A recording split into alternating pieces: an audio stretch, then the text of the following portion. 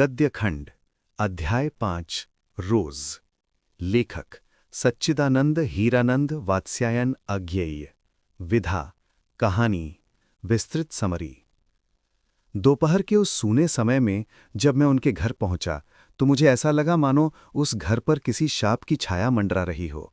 उसके वातावरण में कुछ ऐसा अकथ्य अस्पृश्य किंतु फिर भी बोझिल और प्रकंपमय घना सा सन्नाटा फैल रहा था। मेरी आहट सुनते ही मालती बाहर निकली। मुझे देखकर वो चौंकी और फिर पुरानी बातों को याद करके प्रसन्नता दिखाने की कोशिश करने लगी। उसका व्यवहार ऐसा था जैसे कोई कर्तव्य निभा रही हो, बिना किसी उत्साह के। वो मुझे अंदर ले गई और बैठने को कहा। मैंने उससे पूछा कि वे यहाँ नहीं हैं, तो उसने बताया कि वे दफ्तर गए हैं और थोड़ी देर में आ जाएंगे। मैंने पूछा कि वो कैसी है, तो उसने उदासीनता से कहा, ठीक ही हूँ। मालती पहले ऐसी नहीं थी।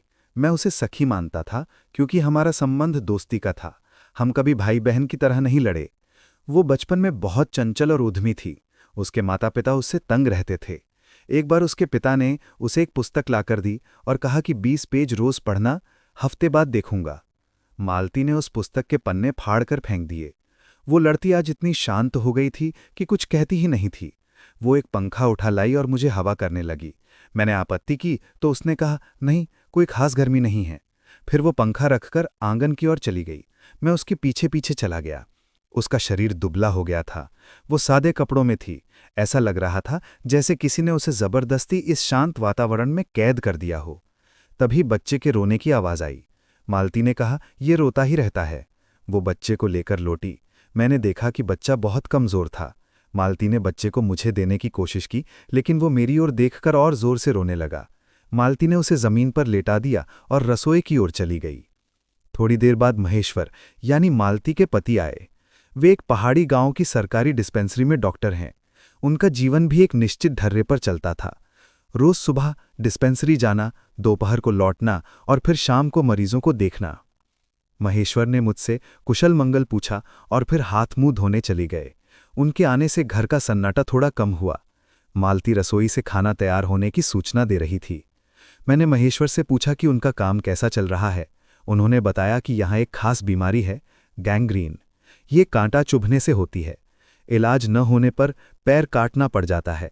उन्होंने बताया कि कल ही एक मरीज का ऑपरेशन करके आए हैं। खाना खाते समय मालती बच्चे को संभाल रही थी, जो बार बार उसकी ओर खिसक जाता था। महेश्वर खाने की तारीफ कर रहे थे, लेकिन मालती का ध्यान कहीं और था। मैंने मालती से पूछा कि वो पढ़ने लिखने का काम नहीं करती। उसने कहा, यहाँ क्या पढ़ूं? फिर उसने बताया कि यहाँ अखबार भी नहीं आता। मैं अपने साथ कुछ आम लाया था जो अखबार में लिपटे थे। मालती आम धोने के लिए ले गई। थोड़ी देर बाद मैंने देखा कि वो उस अखबार के टुकड़े को पढ़ रही थी। वो दुनिया की खबरों से पूरी तरह कटी हुई थी। शाम को महेश्वर फिर डिस्पेंसरी चले गए। मैं मालती के साथ बैठा रहा। घर में वही उदासी और नीरसता छाई हुई थी। रात में बच्चा सो नहीं रहा था और बार बार बिस्तर से नीचे गिर जाता था। मालती उसे उठाकर फिर सुला देती थी। उसके चेहरे पर कोई भाव नहीं था, मानो ये रोज की बात हो। रात के 11 बजे मैंने देखा कि मालती थकी हारी बैठी थी। मैंने उससे कहा कि अब सो जाओ, बहुत रात हो गई। मेरी बात सुनकर वो चौंकी और बोली, 11 बज गए? जैसे उसे समय का पता ही न चला हो। उसकी आवाज में विस्मय, आश्चर्य और उदासी का मिला जुला भाव था। ये उस गृहिणी की कहानी थी जिसका जीवन रोज एक ही ढर्रे पर बिना किसी उत्साह और नवीनता के बीता जा रहा था। उसका जीवन एक रास्ता का प्रतीक बन गया था, जहां कोई खुशी या सपना नहीं था, बस कर्तव्य और समय की टिक टिक। मुख्य बिंदु 1। इस कहानी के लेखक सच्चिदानंद हीरानंद वात्स्यायन अज्ञेय हैं। 2। कहानी की मुख्य पात्र मालती है, जो लेखक की दूर की रिश्तेदार है। 3। यह कहानी एक विवाहित स्त्री के नीरस और यांत्रिक जीवन को दर्शाती है। 4। लेखक मालती से मिलने 18 मील पैदल चलकर उसके घर पहुंचता है। 5। लेखक को मालती का बदला हुआ स्वभाव देखकर आश्चर्य होता है कि वह अब शांत और उदासीन हो गई थी। 6। मालती के पति का नाम महेश्वर है, जो एक सरकारी डिस्पेंसरी में डॉक्टर हैं। 7। मालती और महेश्वर का एक बेटा है जिसका नाम टिट्टी है। 8। घर का वातावरण बोझिल और गहरे सन्नाटे से भरा हुआ था। 9। मालती का जीवन एक तय दिनचर्या से बंधा था जिसमें कोई नयापन नहीं था। 10. महेश्वर का काम गैंग्रीन के मरीजों का इलाज करना था, जिसमें अक्सर मरीजों के अंग हाटने पड़ते थे। 11. गैंग्रीन उनकी बातचीत का एक नियमित हिस्सा था। 12. कहानी में समय का बीतना यांत्रिकता का प्रतीक है, जैसे 3, 4 या 11 का बजना। 13. मालती आम लपेटे हुए अखबार के टुकड़े में क्षणिक रुचि दिखाती है, जो बाहरी दुनिया से उसके अलगाव को दर्शाता है। 14. यह घटना यह भी बताती है कि अब उसे पढ़ने लिखने में कोई रुचि नहीं रह गई थी। 15. लेखक मालती के वर्तमान स्वभाव की तुलना उसके बचपन के चंचल और ऊधमी स्वभाव से करता है। 16.